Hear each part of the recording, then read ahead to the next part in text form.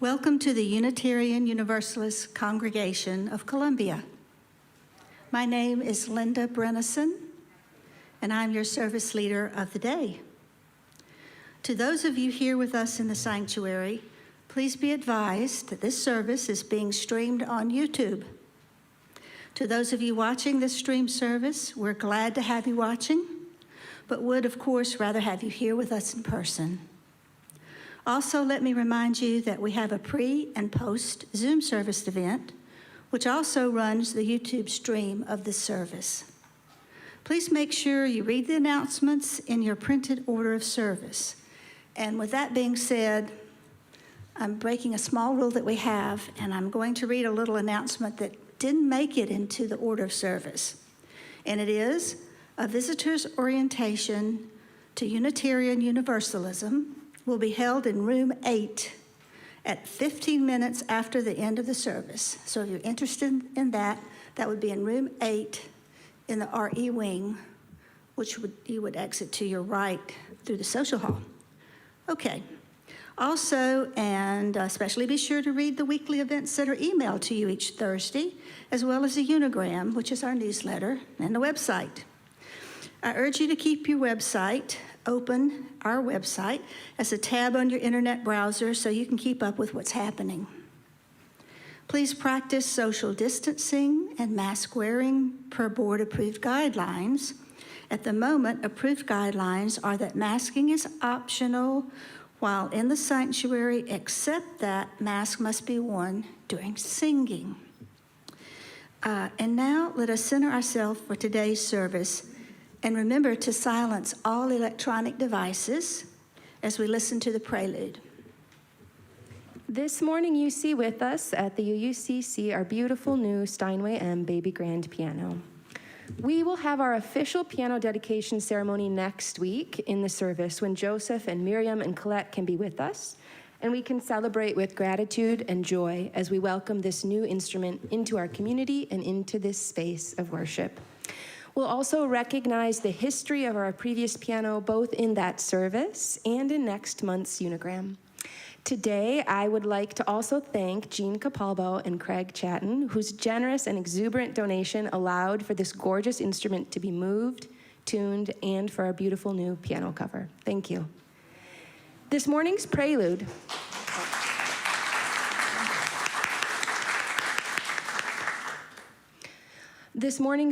is Elegy by Felix Mendelssohn from his songs Without Words. In music, an elegy is a song of mourning, lamenting and remembering those who have died. I play this today for those lost in Ubalde and for all the victims of gun violence. They deserve to be safe.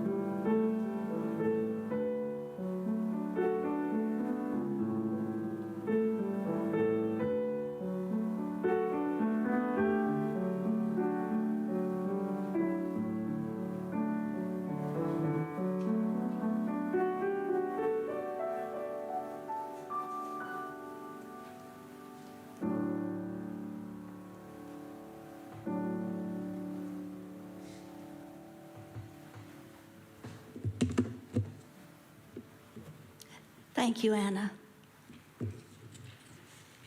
Please stand and join me in the congregational covenant as found in your order of service.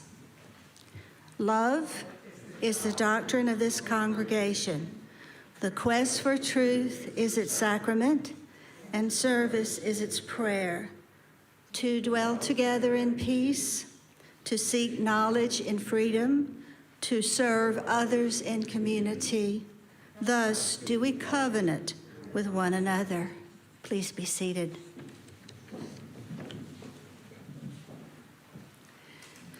Unitarian Universalism is a diverse and non-creedal religion. We are a covenantal religion, which means that we don't have to believe the same in order to treat each other the same, with respect, equity, compassion, and dignity. Our community is based on deeds, not creeds. As Unitarian Universalists, we side with love, embracing all people regardless of age, color, race, socioeconomic status, physical ability, or religious background. We are a welcoming congregation, which means we also embrace LGBTQ individuals. We especially invite families and young children. We even have a nursery.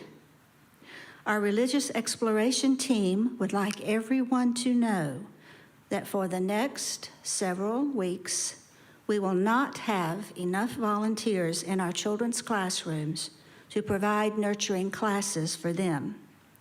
We love our families and want them to continue to feel welcome and supported, so we invite them to keep their children with them during service until we can resume our educational program. We also love our members and want everyone to have an enjoyable experience in our services. So at this time, if you feel that a little noise might be distracting or make it hard for you to hear, please come closer to the pulpit. There are plenty of seats in the front, as usual.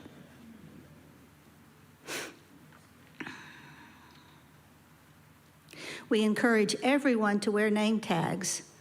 So do as I say, not as I do. Board members wear green name tags, and they always welcome your comments, questions, and suggestions. Would the members of our Board of Trustees please stand now so that you may be recognized? I see a few. There they are. Thank you. Thank you for your service. At this time, we would like to recognize any guests or visitors who are with us today. Visitors, please fill out a visitor card and put it in the collection plate. There should be one on the back of the chair in front of you. That information will enable us to send them our newsletter and emails about events. No one will come knocking on your door. You do not have to worry. Now, visitors, if you are willing and able, please rise and share with us your name and where you are from. Or if you have guests with you, please feel free to introduce them. Please wait for the microphone. We have any guests who are willing and able to introduce themselves today? Here we go. Hi, I'm Ginny. Please wait for the microphone. Oh, okay. Thank you. All right. Hi, I'm Ginny, and this is my partner, John. And we've been here several times, different times, but we're always happy to see you.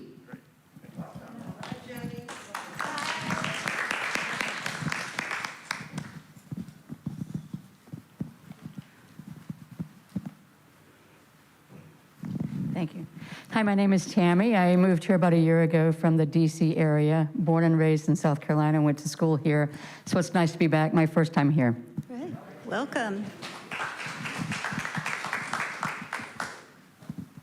Oh, there's two more.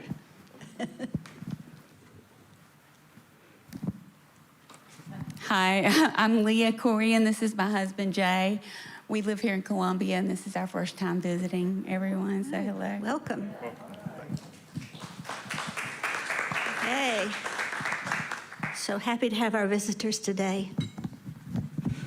When we're further along in our recovery, we'll do our greeting, but for now, we're going to bypass that.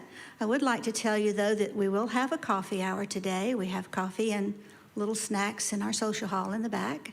We also have a very nice outdoor patio seating area. If you prefer to have a lot of social distancing, which I know a lot of people do, you can go out there.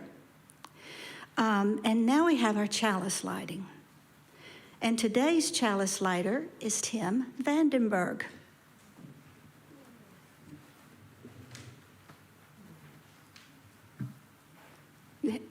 You want to say a few words, Tim? So, yes, you may notice I have a green name tag.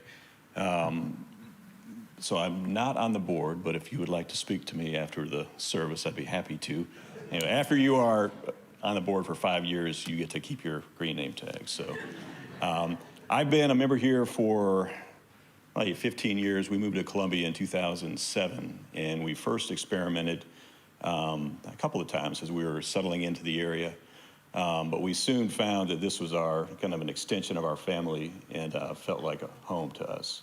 And so we encourage you new visitors today for the first time to please come back. This is a welcoming place, and it is part of our family. Tim, can you light the chalice for us? Thank you.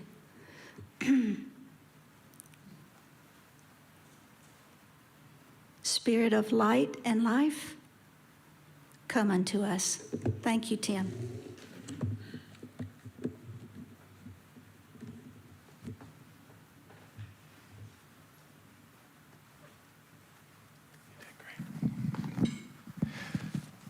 Ask if there are any children or youth who would like to come down for our moment for all ages.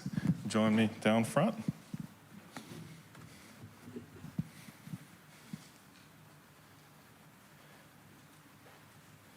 I think Mackenzie is going to join you down here. All right.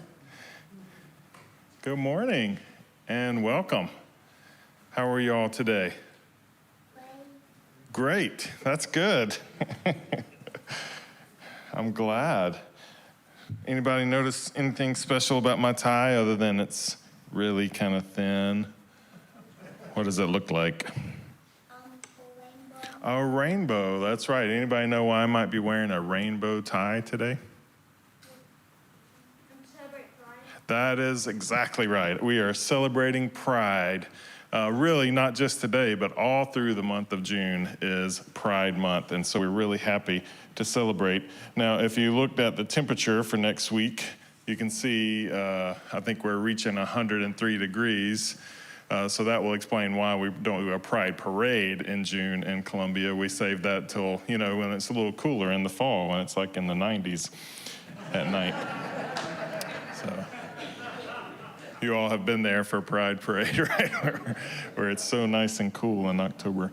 But June is Pride Month, and so I have a really special book I want to share. It's got lots of images of the rainbow and beautiful colors, and it talks about animals. And so I'd really like to share it. It's one of my favorite books, and I'm going to switch hands and see if I can hold it and read it. It's called Love in the Wild by Katie Tanis.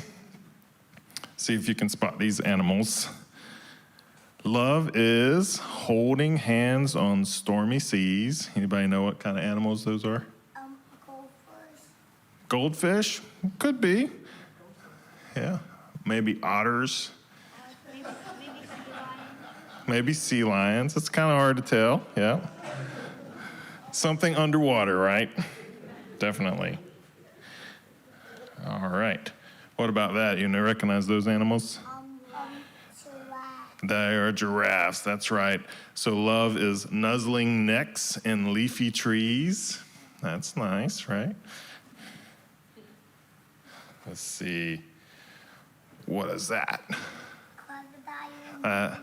That's right, baby crocodiles. So hitching rides on a scaly back. That's nice. And then I'm going to flip the page. Maybe. You know what those are? That's right. They love it in Columbia, South Carolina. Warming eggs that soon will crack. Have you ever seen penguins over eggs like that? Showing such love. Let's see what else I have. Oh, this is cool. What is that? flamingos. Does that sound right? What are they making a little heart shape with their necks? That's right. So feeding hatchlings beak to beak. That's nice.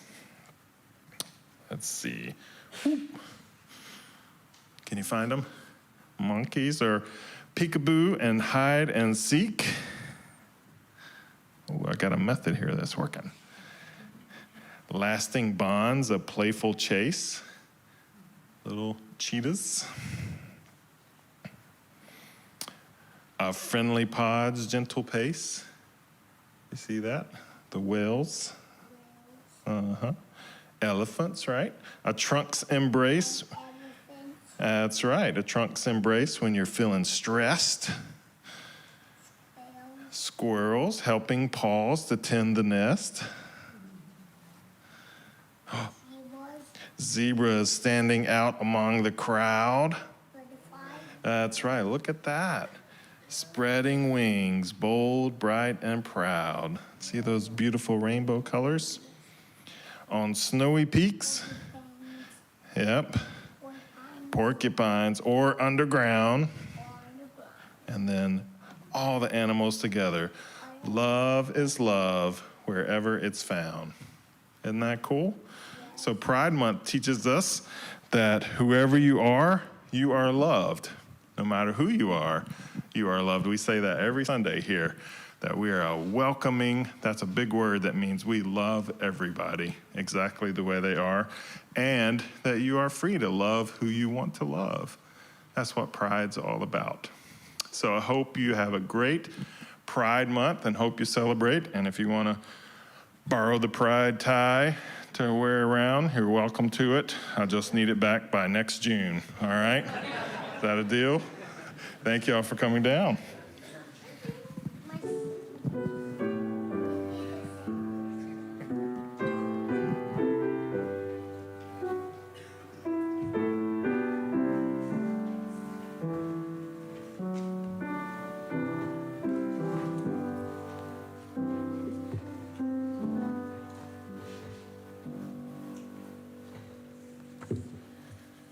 And a happy Pride Month to you all.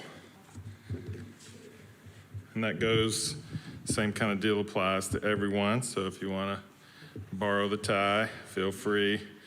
I know y'all have been looking at it with jealousy today, so just giving you that opportunity.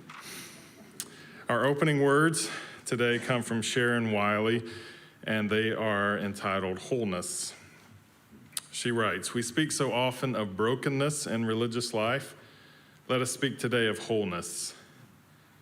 You are welcome here, all of you. Every part of you beautiful just the way you are. Here you do not need to be something more or something less. No holding back, no hiding, no exerting yourself, no trying to do more or be more. You have inherent worth and dignity. Nothing to prove here, nothing to prove to me or the person next to you, or to the children, or to anyone. You don't have to try and be witty, or more quiet, or more outgoing. You are beautiful. Every part of you beautiful, just the way you are. You do not need to change anything about yourself to be welcome here. Your skin, your hair, your belly, your limbs, your face, all are beautiful just the way they are. You are extraordinary. Each and every one of you different from each, and beautiful in your own beautiful way, breathtaking. So let us worship together."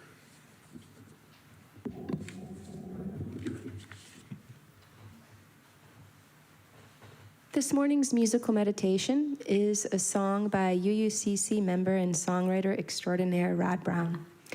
He has a story behind this song, and I'd like you to allow me to take a minute to share with you what he says about this song. From 1990 to 1994, I was the minister to the Unitarian Church in Pensacola, Florida. While there, a member of my committee on ministry, Jim Barrett, and his wife, June, became good friends to myself and Karen.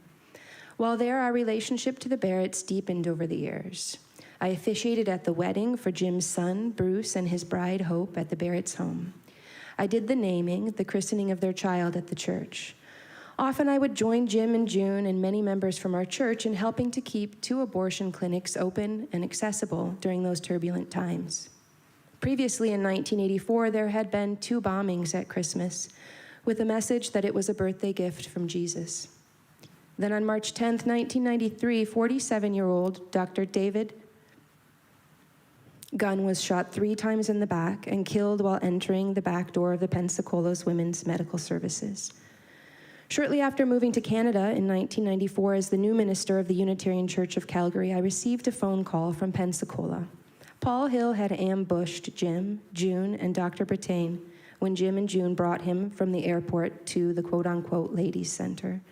Jim and Dr. Bertain were gunned down as they stepped out of Jim's pickup truck, and June lay in the back seat, wounded in the chest. She survived the attack. Paul unloaded 11 rounds from a shotgun.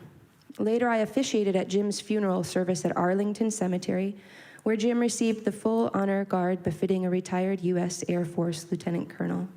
Jim was the first clinic escort to be murdered.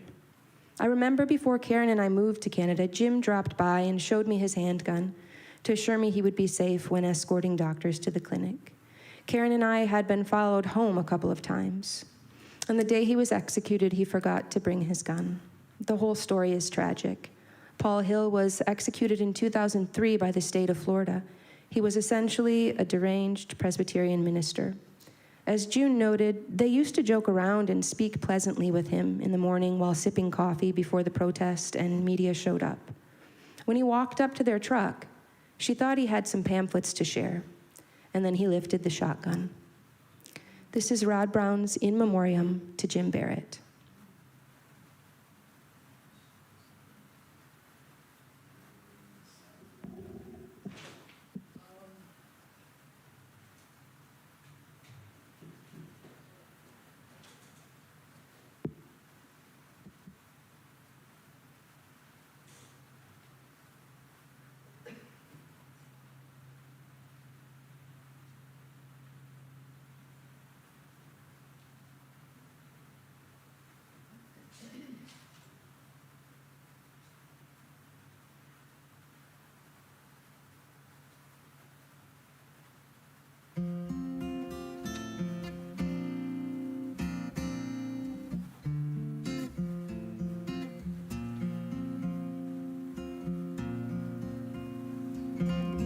I hear the bells tonight,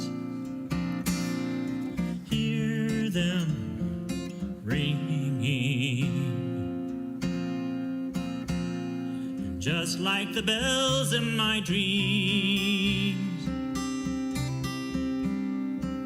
voices of right, forces of might in my dreams.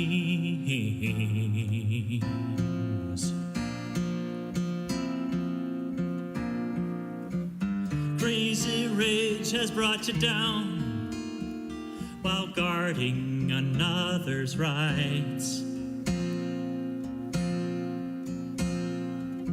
Behind the signs and protest lines, a friend of mine has died.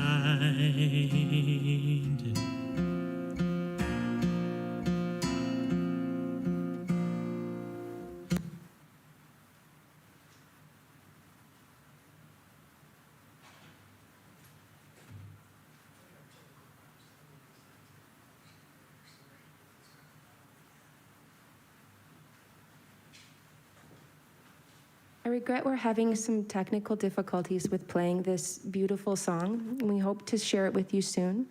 I'll also share a recording of it on our UUCC YouTube music page so you can enjoy it from home. Thank you, Rod.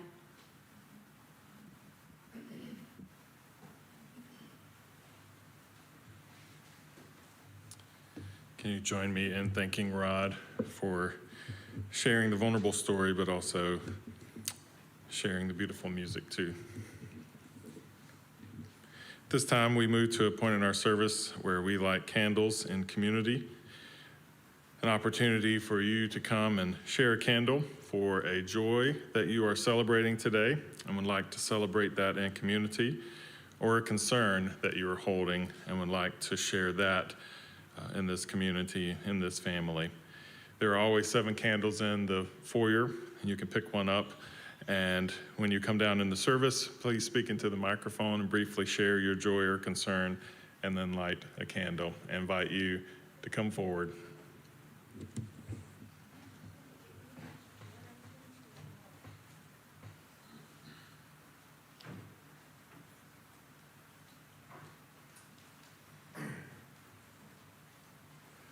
Good morning. I'm Morgan McLaughlin. I would like to light a candle of concern.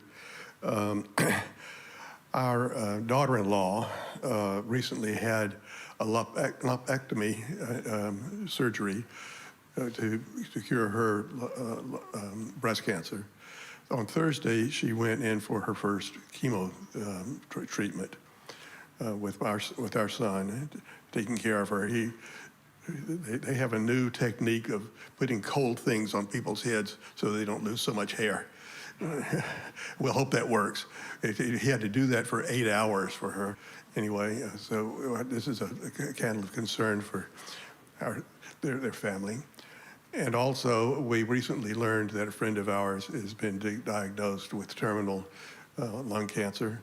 His wife is a close friend of Mary's. And Mary is a very good friend to her. And so that's comforting to know. Anyway, thank you.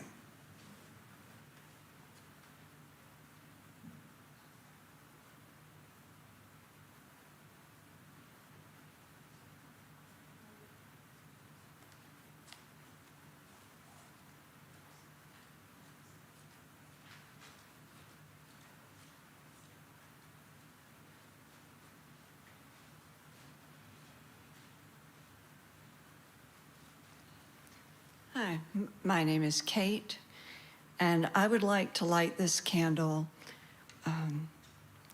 It's really for all of us, for those of us who are aging, and which is a pretty inclusive statement.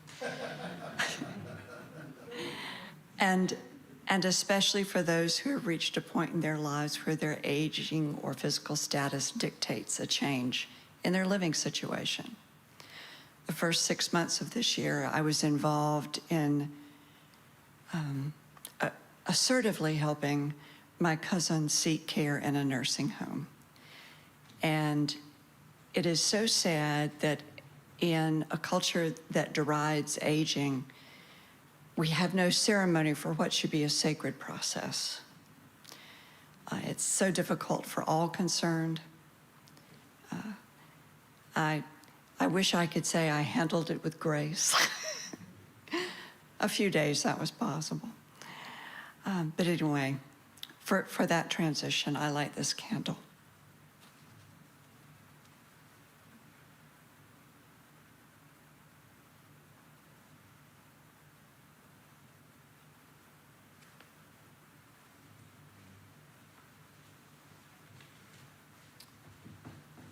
We light a final candle for all those joys and concerns that are silent today and not shared out loud.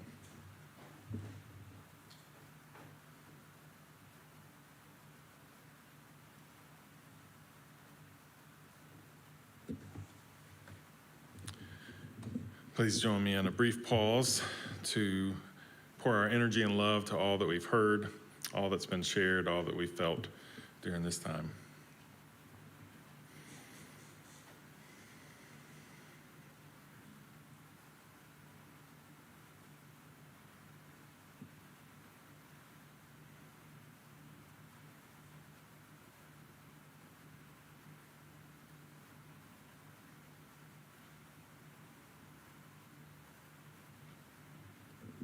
Thank you.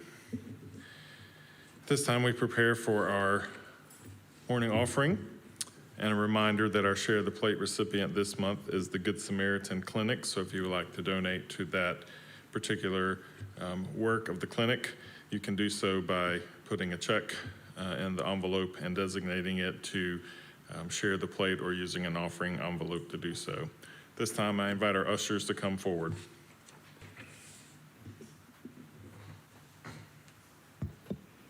Our offertory music selection is a traditional English melody with new words. If We Just Talk of Thoughts and Prayers. The new words are by Carolyn Winfrey Gillette.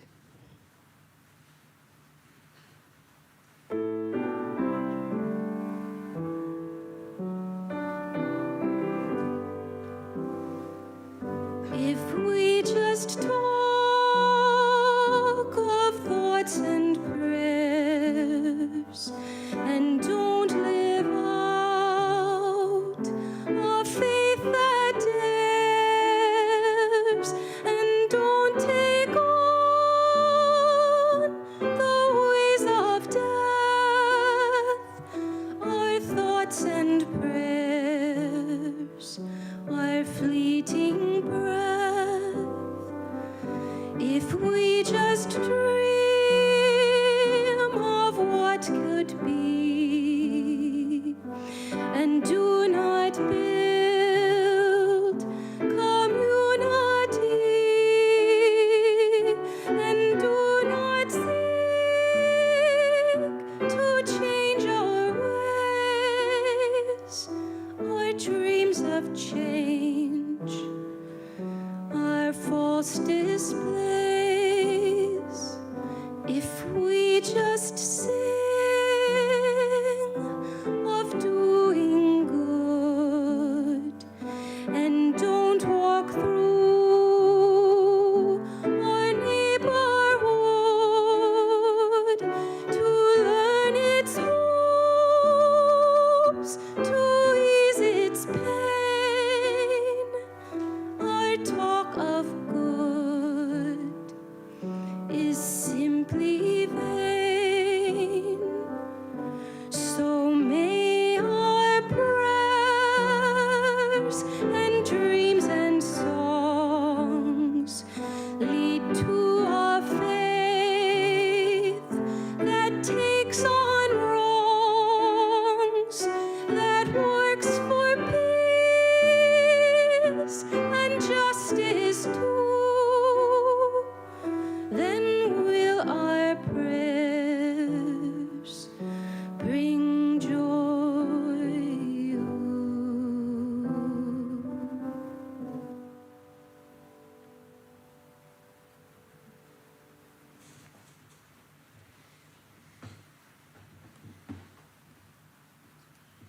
Receive this offering today.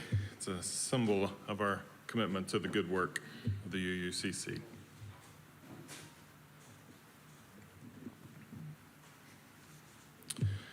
I have to admit that I find myself often in preparing for Pride Sunday or Pride celebration of having to hold two emotions very firmly in each hand. One, the joy of happy pride and being able to share that and say that with authenticity, but also holding the pain and the grief of what is remembered and experienced during this time as well, seeing as how the community, the LGBTQ community, has experienced such oppression, such grief, so many tragedies over the years. So it does call us to eulogy and exuberance of celebration.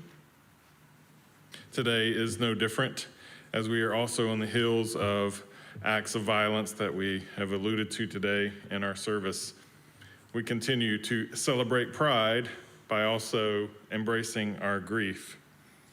On June 12th, 6 years ago, a 29-year-old gunman carrying an assault rifle and a semi-automatic pistol that he had purchased legally the week before walked into the Pulse nightclub in Orlando, Florida, and began firing his weapons. Pulse was a bar and a dance club founded by Barbara Poma and Ron Legler in 2004.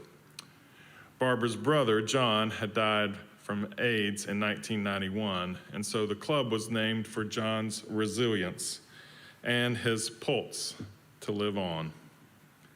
She made sure that his memory filled the atmosphere, and it was a well-known, established gathering place of community for the LGBTQ community. President Obama described it as a place of refuge for both the LGBTQ and Hispanic people. Just after 2 a.m., the shooter entered the club and began firing at the nearly 300 patrons who were gathered at the Pulse. After exchanging fire with a lone security officer, the shooter began moving through the club, eventually firing over 200 rounds from his weapons. The result was 49 dead, over 50 injured, a community traumatized, and another mass shooting to add to the history books of this nation, which unfortunately has become a common thread in this chapter of our history. Reading from a historical document, a well-regulated militia, being necessary to the security of a free state, the right of the people to keep and bear arms shall not be infringed. I try to imagine the framers of the Constitution sitting around debating this amendment. Can you imagine them saying, let's make sure that an ordinary citizen can purchase weapons that allow them to walk into a nightclub and in less than an hour kill 49 innocent people and injure another 50, all who posed no threat to that individual. Can you imagine the framers of the Constitution saying, let's make sure that a troubled person who stakes out a position in a Las Vegas hotel room is able to gun down 60 innocent people gathered for a concert? Maybe one of them speaks up and says, now wait a minute, what were the people there doing? They were forming a gathering, a mob? No, they were just gathered for a concert. Well, let's make sure that that man wanting to gun them down and kill them has access to the best weapons to inflict the most damage.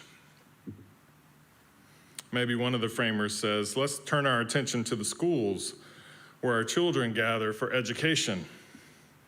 What if an 18-year-old boy wants to walk into a school and murder children in their classroom? Young children, all under the age of 12, 19 of them, and their teachers. Well, we don't want to infringe upon the rights of our citizens to form a well-armed militia. So let's make sure that that 18-year-old boy is able to buy the best weapon to help him achieve his diabolical mission. Now, obviously, that was most likely not the debate that was happening for the framers of the Constitution. And on the other hand, I really don't know what was in their mind as they debated this Second Amendment that has become so much the focus of our conversations and our political debates today. My guess is that scenes like the one that we now call the Boston Massacre, where 5 civilians were killed in 1770, was at the forefront of their mind, that they wanted to avoid scenes like that. Unfortunately for us, though, these are not facetious events. These are real issues of the debate that you and I have around these kind of freedoms today. What does it mean to have a well-regulated militia? I did see a poll recently, as Google often say, what is the thing that's most looked up? And one of the things that was most looked up over the past couple of weeks was, what is a militia? We are a well-informed people, aren't we? We want a well-regulated militia. Wait, what is a militia again? What is the need for such a militia? What does it mean to not infringe on the rights of citizens to bear arms? Do we see the need for everyday citizens to be armed with weapons of war to establish this well-regulated militia? I present this today doing my best to not land on one side or the other, recognizing that it is a debate with lots of nuances, lots of conversations, to not claim to have the answer to this conversation and this question. But I will recognize that as we sit at the halfway point of 2022, we've had over 260 mass shootings this year in this country, which means we've averaged roughly 11 a week. A mass shooting being defined as a shooting that involves not a family, but a shooting that involves at least 5 people who died. No matter where you land on the debate of the Second Amendment, we have to acknowledge that our unwillingness to debate this amendment with modern logic and real-life, current, up-to-date scenarios and our willingness to let advocacy groups of this amendment with blind loyalty seize the political power in this country, all of that has made sure that anyone who wants to carry out a mass killing of innocent victims are the most well-equipped and the most well-armed in this country to carry out their mission.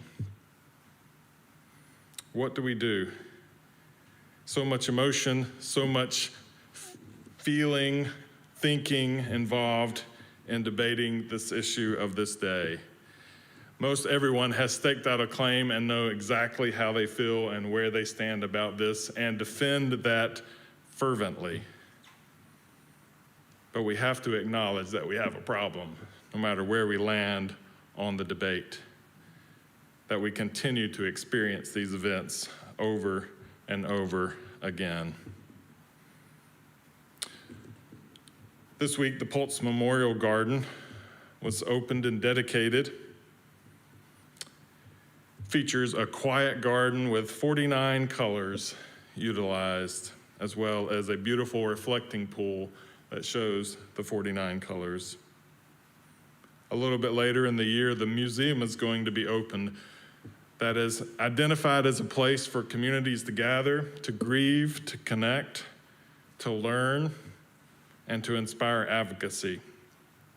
As I've listened to the dedication of both the Memorial Garden and the planning for that Memorial Garden in Orlando, as well as the plan for the museum, the word that has stood out to me over and over and over again is the word resilience. The ability to recover, to maintain, to be empowered. Resilience.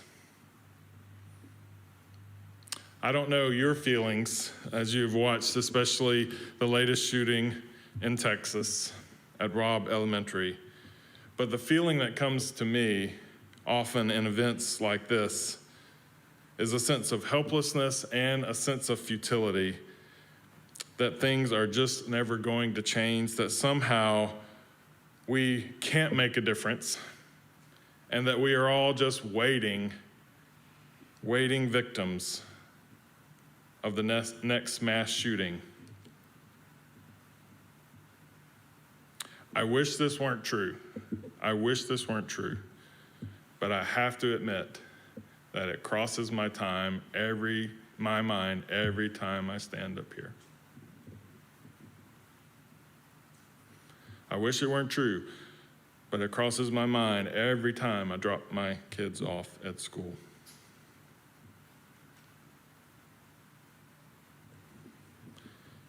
Futility, helplessness. Is it ever going to change? Are we ever going to make a difference?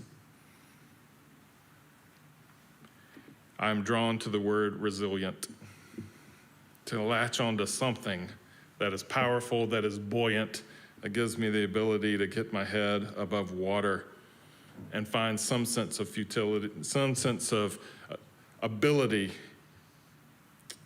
empowerment to do something about what we are facing. That is the foundation of pride. And this month that we have set aside, many argue that the seeds of this resilience were either established or at least took deep root in the response to the police raids of the Stonewall in 1969 in the Greenwich Village of New York. Resilience was born out of that experience of pain. Resilience was born out of that experience of overcoming and not being shut up, not being forced to live in fear and shame. Pride is what we celebrate in June. Pride, as opposed to shame, means we don't no longer let shame have a foothold in determining our sense of self-worth. You and I can look forward to a day, someday, look forward to a day when we don't have to let everyone know that the UUCC is a place of refuge for people, that we are a place where shame around sexuality and gender identity can dissipate. We look forward to a day when our culture does not inflict shame around sexuality or gender identity. But until that day comes, We proudly acknowledge it out loud each Sunday with intentionality. Now, we may grow weary of hearing it Sunday after Sunday, and I promise you, those of you who are sitting in the congregation that hear the same words over and over again, the people that are up here reading them also feel just as tired of saying them over and over again. And being a attendee at our worship committee meetings, I can say with assurance that we debate this every worship committee. Should we change the wording? And every time I come back to, I wish we could. I wish we lived in a culture where we didn't have to announce that we are a welcoming and affirming congregation, but we don't live in that kind of culture. And so until we do, this is the rhythm and the ritual of our resilience. And there's something powerful about saying it every Sunday to remind ourselves, to center ourselves around it, and to remind any new person that needs to hear it on that day that this is a place where you are accepted, not just welcomed. This is a place where you are affirmed for who you are. We celebrate Pride in June as opposed to that social stigma and fear. And we look forward to a day when sexuality and gender identity do not make you a target for violence and oppression, whether the perpetrators use violence and hateful speech and behavior, or they use political legislation to inflict harm on you. UUCC celebrates and embraces pride, and until the day comes when we don't have to say that, we will say that we side with love against all the hate, all the violence, all the fear. Pride has taught us the art of resilience and inspired us with resilient people over the decades of that movement. The police records show that at 1912 South Orange Avenue, the location of Pulse, that the shooter took some time to stop from firing his weapons, pulled out his cell phone, and scanned through the local news in Orlando, various sites that he had pulled up and ready to go. And from texts that he sent to his wife, we know that he was trying to see if he had made the news yet.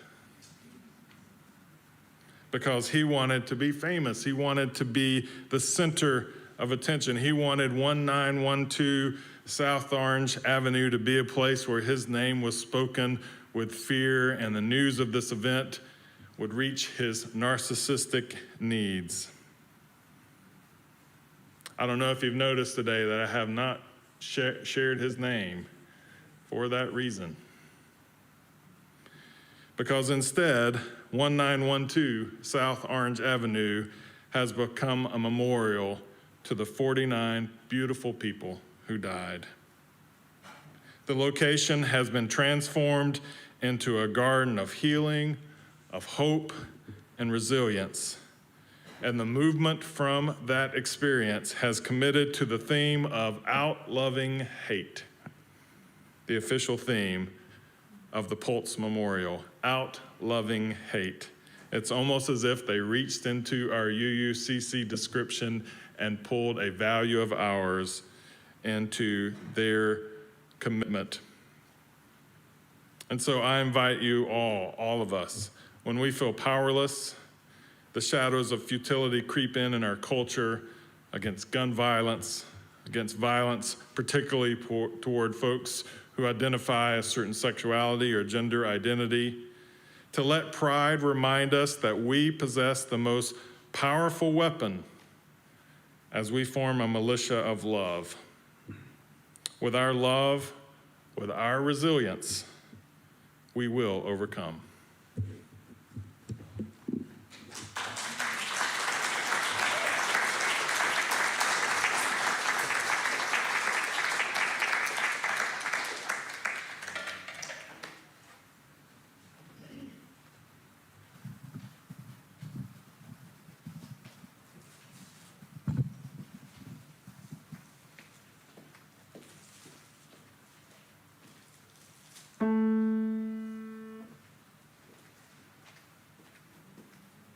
I invite you to stand as you're willing and able to join in our closing hymn, and ask that you please wear your mask while joining in congregational singing. In this spirit of resilience, our closing song today is from the Justice Choir Songbook by Melanie DeMore. It's called One Foot, Lead with Love.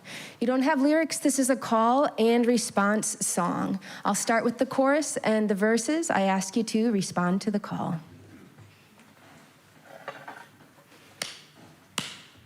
You gotta put one foot in front of the other and lead with love. Put one foot in front of the other and lead with love. You gotta put one foot in front of the other and lead with love. Put one foot in front of the other and lead with love. Don't give up hope. You're not alone. Don't you give up. Keep moving on. You gotta put one foot in front of the other and lead with love. Put one foot in front of the other and lead with love. Lift up your eyes. Don't you despair. Look up ahead. The path is there. You gotta put one foot in front of the other and lead with love. Put one foot in front of the other and lead with love. I know you're scared, and I'm scared too. But here I am, right next to you. You gotta put one foot in front of the other and lead with love. Put one foot in front of the other and lead with love. You gotta put one foot in front of the other and lead with love. Put one foot in front of the other and lead with love. And lead with love. And lead with love.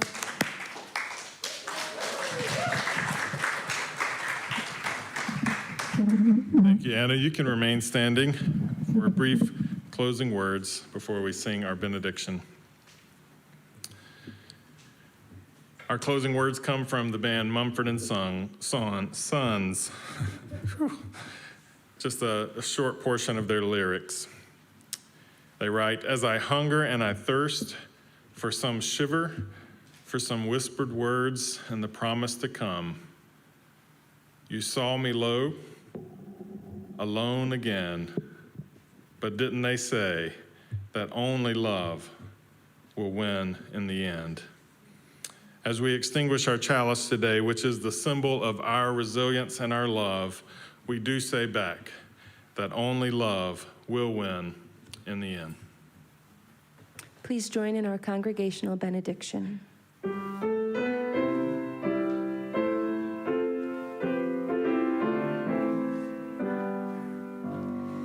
May the blessings of truth be upon us. May the power of love direct us. And may the peace of this community sustain us till we meet again. Thank you for being a part of the service today. As you know, we've alluded to the shooting at the school in Texas earlier in the week, which brings a lot of emotions as well. Next Sunday, we are going to talk about the myth of Icarus and Daedalus and talk about the balance of finding the ability to give freedom to our children and safety at the same time. So I especially invite families with children to come and experience together the challenges of parenting, but this is for all of us as we deal with our culture. We invite you to that next week. We are going to have a little coffee hour after the service, so please, if you're a visitor, make sure that you stick around and give us a chance to get to know you and give you a chance to get to know us. Thank you for being a part of our service today.